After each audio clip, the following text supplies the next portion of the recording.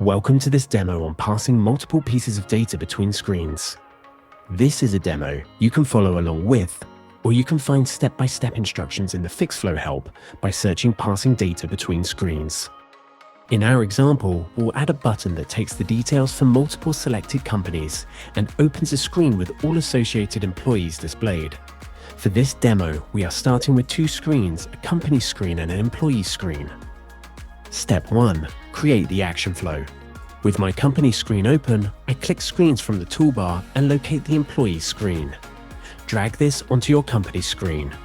FixFlow automatically creates a button with an action flow that opens the employee screen.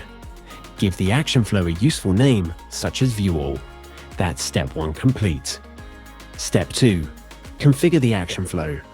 In the Action Flows Connections panel, click Add. Enter a name. For example, Companies. Select the lookup.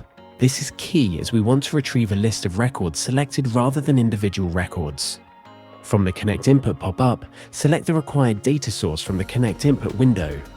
In our example, we'll select the All Companies View component. From the Mappings pop-up, select the primary key for your data and drag it to the right to create the input attribute. For our example, this is Company ID. From the Action Flow toolbar, drag a Calculate action in between the input and the open screen node.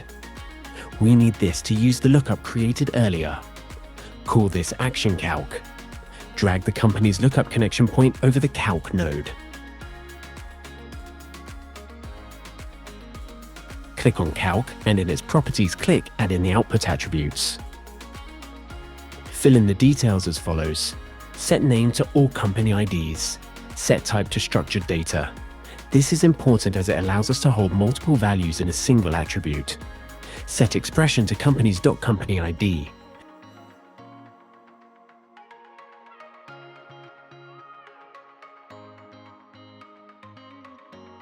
Click on the connection between Calc and the open action.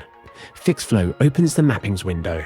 Drag the attribute from Calc from the left form field that will hold the data on the right. The field on the screen will need to be a string type so that it can handle multiple values. When connecting to a screen, we can only map to existing items. Therefore, you may need to edit the screen to create a placeholder for the data. Close the action flow. That's Step 2 completed. Step 3. Test the action flow configuration. Select multiple values and click your button. Employees will open. The list of company IDs will be displayed in the form field. This can be used to apply filters to items on the screen.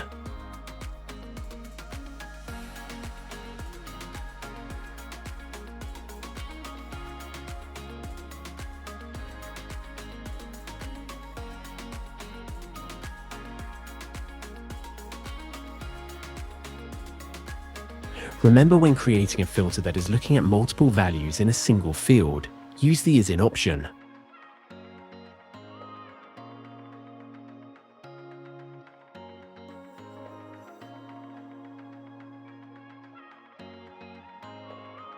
That's our configuration complete.